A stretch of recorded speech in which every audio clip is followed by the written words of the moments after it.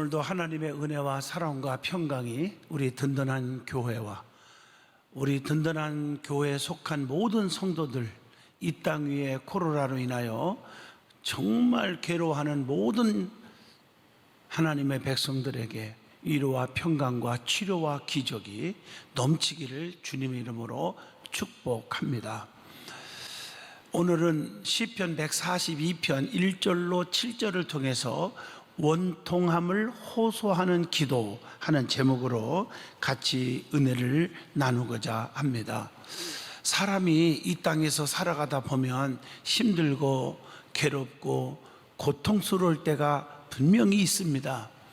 왜 힘들고 고통스러운 그런 일들이 오는가에 대한 대답은 여러 가지가 있을 것입니다. 특별히 질병에 걸렸을 때도 왜 내가 질병에 걸렸을까? 그 여러 가지 이유와 원인이 있듯이 똑같은 그런 맥락에서 이 말씀을 들으시면 좋겠습니다.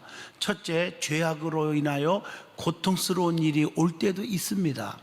이럴 때는 전적으로 하나님께 무릎 꿇고 기도하고 회개하면 그냥 역사가 일어납니다. 두 번째로는 연단 가운데 오는 고통이 있을 수가 있습니다.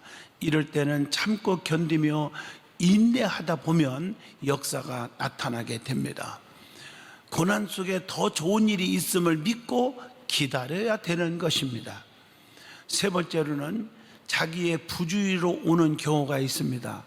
이럴 때는 속히 깨닫고 조심하고 심사숙고하며 살아가는 자세를 가지고 살아가면 되는 것입니다. 네 번째로는 주변의 환경 가운데서 오는 경우도 있어요. 이럴 때는 하나님의 은총을 구하고 환난을 면하게 해달라고 하나님 앞에 간절하게 기도하면 되는 것입니다. 또 하나는 마귀, 사탄, 귀신, 악령의 역사로 인해서 오는 고통이 있습니다. 그럴 때는 하나님 앞에 기도하고 영권을 가지고 그런 악의 세력들을 물리쳐야 됩니다.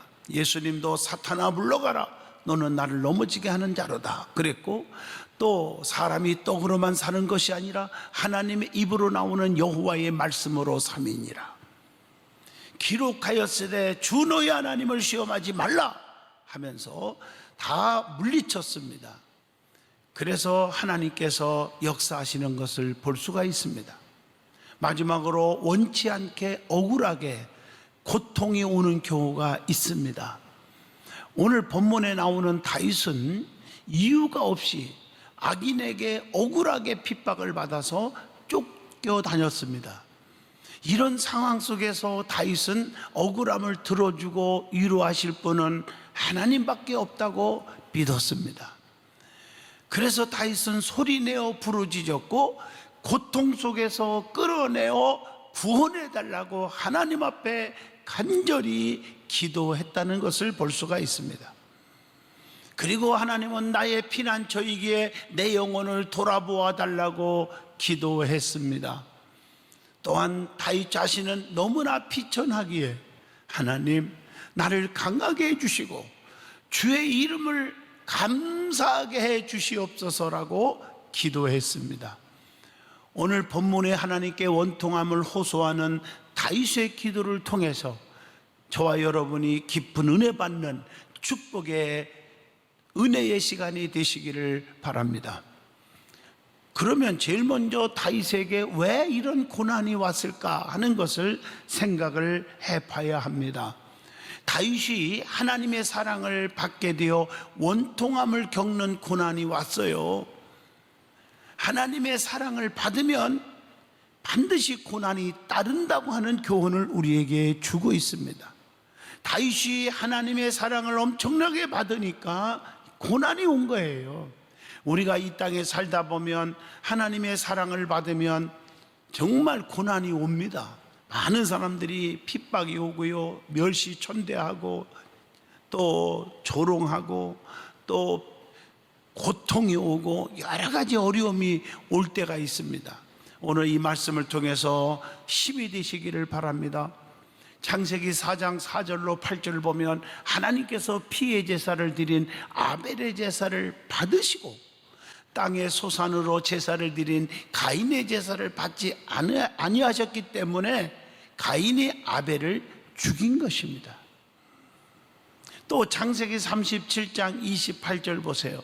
아버지가 요셉을 너무너무 사랑했기 때문에 형제들이 핍박을 했고 결국에는 미디안 상인들에게 팔았습니다. 그로 인해서 요셉이 얼마나 고난을 겪었습니까? 그러나 그 억울하게 당하는 고난을 잘 견뎠더니 마지막에 원수 앞에 상을 베푸시고 또 그에게 총리가 되는 축복을 주셨지 않습니까? 교회 안에서도 하나님의 축복을 받은 자를 많은 성도들이 공격하고 따돌리고 능욕하는 것을 종종 보게 됩니다.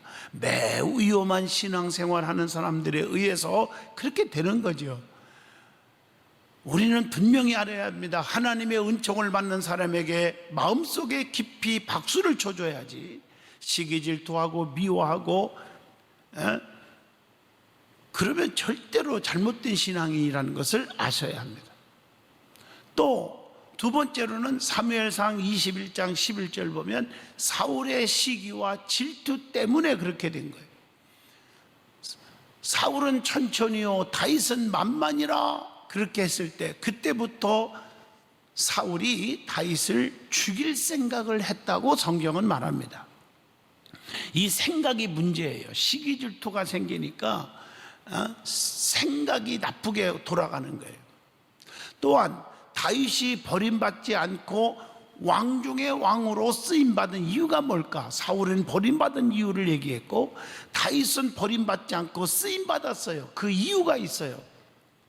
사무엘하 12장 13절 보면 다윗이 나단에게 이르되 내가 여호와께 죄를 범하였노라 하매 나단 선지자의 책망을 받을 줄 아는 겸손한 자였습니다.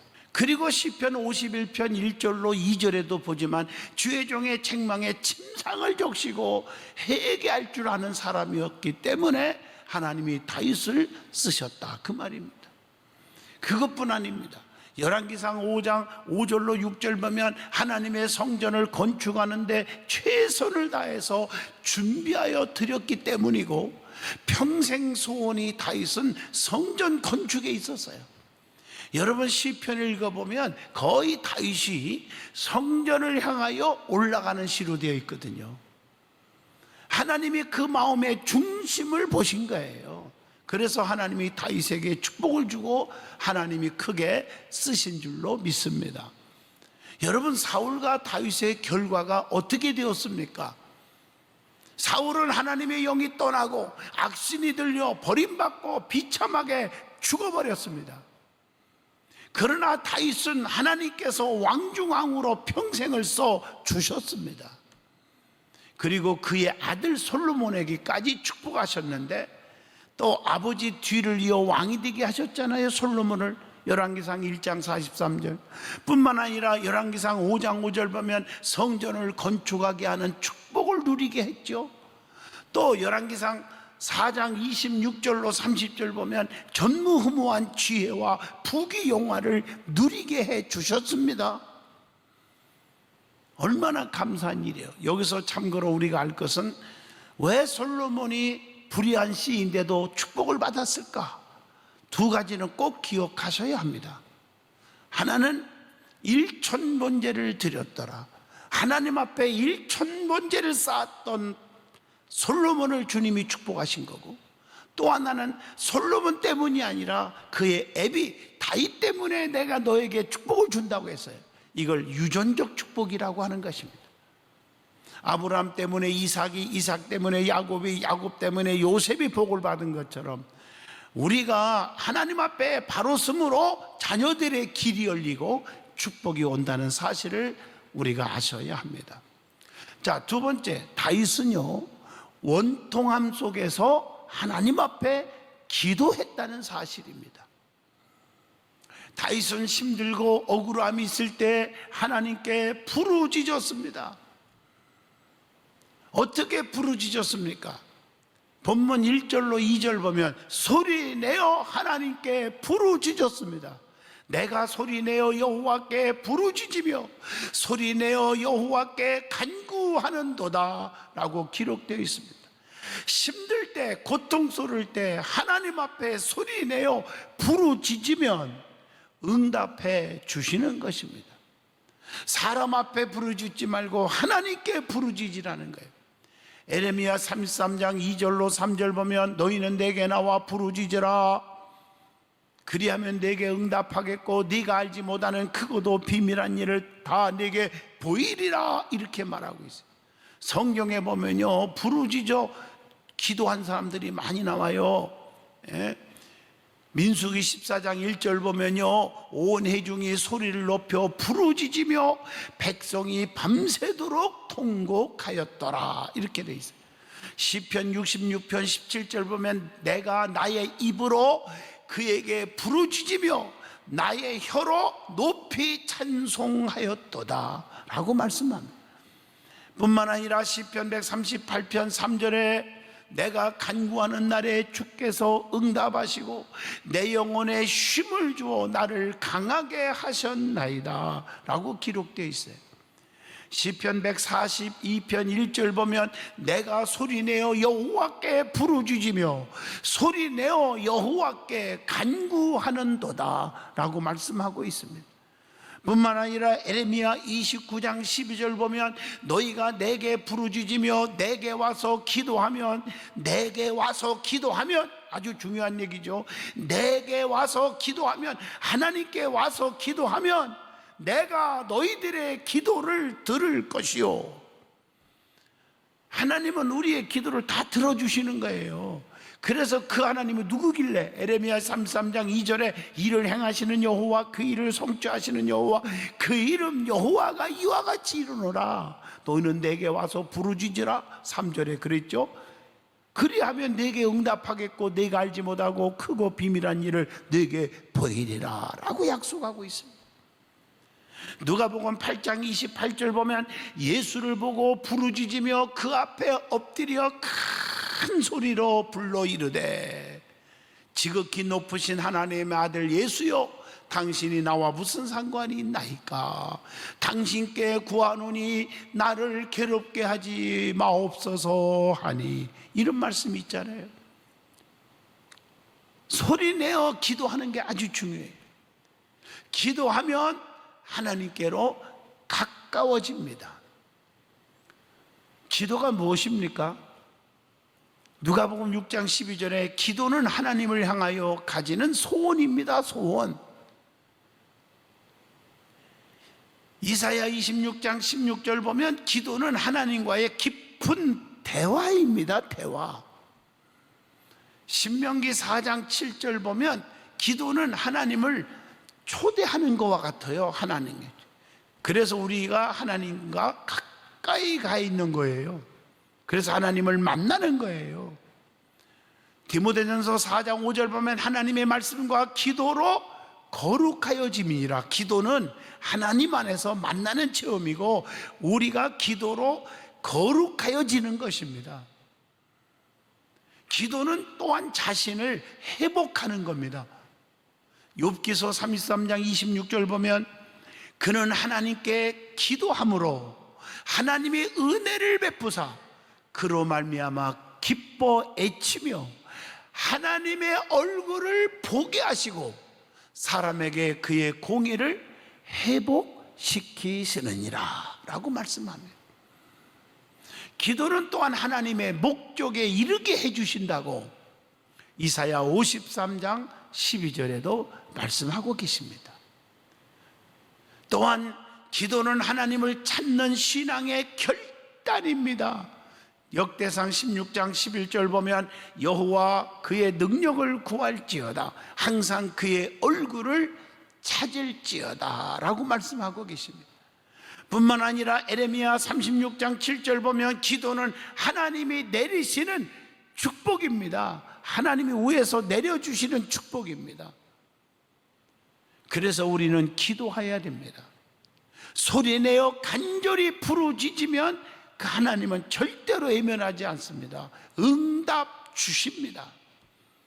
그래서 시편 28편 2절 보면 내가 주의 지성소를 향하여 나의 손을 들고 주께 부르짖을 때에 나의 간구하는 소리를 들으소서라고 말씀하고 있습니다. 시편 77편 1절로 2절에 봐도 내가 내 음성으로 하나님께 부르짖으리니 내 음성으로 하나님께 부르짖으면 내게 귀를 기울이시는도다 라고 말씀하고 계십니다. 시편 3편 4절에 보면 내가 나의 목소리로 여호와께 부르짖으니 그의 성산에서 응답하시는도다. 내 목소리로 하나님께 부르짖는 것이 중요해요. 물론 중보 기도해 주는 분들이 나에게 많이 있을지라도, 부모가 기도해 주고 주의 종들이 기도해 주고 또 성도들끼리 중보 기도하는 것도 중요하지만 제일 더 중요한 것은 내 목소리로 하나님께 부르짖으라는 거예요. 하나님은 그걸 더 원하시는 것입니다. 오늘 본문 2절을 보시면 내가 내 원통함을 그의 앞에 토로하며 내 우환을 그의 앞에 나와서 진술하는도다, 이렇게 말했잖아요. 그래서 시편 18편 4절로 6절에 사망과 음부의 고통이 와도 부르짖으면 하나님께서 귀를 기울여 주신다고 했습니다. 그래서 빌립보 4장 6절로 7절 보면 아무것도 염려하지 말고 감사함으로 하나님께 아뢰면 하나님의 평강이 우리의 마음과 생각을 지켜주시리라고 말씀하고 있습니다. 그래서 우리는 하나님 앞에만 기도해야 됩니다. 그 다음으로 시편 140편 11절로 12절을 보면 악담하는 자, 포악하는 자는 재앙이 오고 패망하게 되는 거예요. 그러니까 우리에게 고통을 준다고 해서 우리가 어떻게 원수 갚으려고 할 필요가 없어요. 하나님이 그들을 다 처치해 주고 패망하게 해주신다는. 나는 이사야서를 읽다가 너무 많은 은혜를 받아요. 이사야서 읽어보면 너에게는 아무것도 아닌 것처럼 만들어주고 그들에게 내가 징벌을 한다는 뜻으로 말씀을 주는 얘기들이 곳곳에 많이 나와요. 그러니까 너희는 염려하지 말고 고통스러울 때 누가 너를 업신여기고 너희를 괴롭히면 그냥 기도만 하라는 거예요. 내게만 가까이 와 있으라는 거예요. 그러면 너에게는 아무것도 아닌 것처럼 만들어 주겠다, 이런 말씀들이 꽤 많이 나오거든요. 그러므로 원통함이 있을 때 사람 앞에 토하지 마세요. 하나님께 다 털어놓으시길 바랍니다. 저는 목회하면서 성도들 보면요, 힘들 때 무슨 좋지요, 주회종 앞에 상담하기는커녕 친한 사람들한테 막 나팔 불고 토로하고 하다가 와장창 시험 들어서 다 나가 떨어지는 사람들 무척 많이 봤거든요. 그리고 나중에 비극적인 일만 터지는 거예요. 제발 그러지 마세요. 하나님 앞에 나와서 부르짖으세요. 나의 힘든 일을 주님께 토로하세요. 주님은 다 듣고 계시고 그분은 해결해 주시는 분입니다. 두 번째로 오늘 본문 3절로 6절입니다. 하나님을 나의 피난처로 삼고 기도했다는 것입니다. 그래서 3절 말씀처럼 내 영이 상하고 고통스러운 것을 하나님이 아신다고 고백을 하고 있습니다. 여러분 아시다시피 하나님은 모르는 것이 없이 다 알잖아요. 시편 138편 6절에도 하나님은 높이 계셔도 낮은 자를 살피시고 멀리서도 교만한 자를 다 아심이다 라고 말씀했잖아요. 세상에서는 자기가 숨을 피난도 없고 나를 아는 자도 없다고 오늘 본문 4절에 고백을 하잖아요. 그렇기 때문에 나는 하나님밖에 의지할 수밖에 없다는 얘기입니다. 오늘 본문 6절에 보면 내가 너무 비천하다고 겸손히 고백하면서 나를 핍박자들에게서 건져달라고 하나님 앞에 간절히 기도를 드립니다. 5절 보면 주님만이 나의 피난처이심을 믿고 고백하고 그분께 부르짖었다는 것입니다. 그래서 성경에 보면 나의 힘이 되신 여호와여, 내가 주님을 사랑합니다. 주는 나의 반석이시고 산성이시고 요새시고 구원의 뿌리시고 피할 바위가 되십니다라고 시편 18편에 고백을 하고 있지 않습니까? 그리고 하나님께서 붙드시는 자가 있어요. 성경을 보면 하나님은 누구든지 다 붙잡아 주는 게 아니더라고요. 시편 3편 5절에 보면 내가 누워 자고 깨었으니 여호와께서 나를 붙드시미로다. 성도들을 붙드시고 계신다. 시편 37편 17절 보면 의인들을 하나님이 의롭게 사는 자들을 붙드신다고 하겠어요. 또 시편 55편 22절 보면 내 짐을 여호와께 맡기라 그가 너를 붙드시고 의인의 요동함을 영원히 허락하지 아니하시리로다. 그렇게 말했어요. 다 맡기고 사는 사람을 주님이 붙드신대요. 시편 63편 8절 보면요, 주님을 가까이 따르는 자를 붙드신다고 했어요. 시편 73편 23절에 보면 항상 주님과 함께하는 자를 붙드신다고 했어요. 시편 146편 9절 보면 고아와 과부들을 하나님이 붙드신다고 했어요. 시편 147편 6절에 보면 여호와께서 겸손한 자들은 붙드시고 악인들은 땅에 엎드려 트리시는도다. 이렇게 말하고 있어요. 이사야 42장 1절 보면 내가 붙드는 나의 종, 이 말을 보면 자기의 종들을, 주의 종들을 하나님이 붙드시고 계신다, 그 말이에요. 마가복음 8장 23절 세상에서 소외된 자들을 주님이 붙들어 주신다 하는 말씀이 있습니다. 시편 145편 14절 보면 여호와께서는 모든 넘어지는 자들을 붙드시며 넘어지는 자들을 붙들어서 일으켜 주십니다. 자, 세 번째, 하나님께 어떻게 기도했느냐? 본문 7절입니다. 힘들고 지칠 때 옥에서 이끌어내어 구원해 달라고 하나님께 기도했다고 하는 말씀입니다.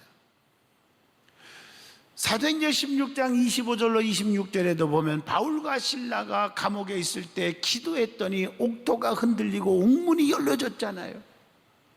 성도는 약할 때, 힘들 때 구원을 요청하면 됩니다. 그래서 시편 27편 1절에 우리는 누구를 두려워해서는 절대로 안 된다는 거죠. 누구도 두려워하면 안 돼요. 하나님의 기적을 통하여 하나님께 영광을 돌리고 감사할 수 있는 것이 될 줄로 믿습니다. 결론적으로 말씀하면 사람은 억울함을 당할 때도 있고 고통을 겪을 때도 있습니다. 다윗 역시 억울하게 사울로부터 위험을 느낄 때 하나님께 소리내어 부르짖어 기도했다고 하는 것입니다. 그리고 하나님을 그의 피난처로 삼았다는 것입니다. 하나님께서는 다윗의 기도에 귀를 기울여 주시고 응답해 주셨다는 것입니다. 다윗은 고통이 오고 억울함이 있었어도 모든 것을 하나님께 맡겼습니다. 창세기 39장을 보면 요셉도 보디발의 집에서 누명을 썼지만 심판하지 않았고 옥에 갇히는 고난을 그대로 겪었습니다. 하지만 결국 하나님께서 요셉을 애굽의 총리로 만드셨지 않았습니까? 사랑하는 성도 여러분, 우리도 항상 기도로 해결받으시고 다윗과 같이 더 좋은 복을 누리는 성도들이 되시기를 간절히 축원드리겠습니다.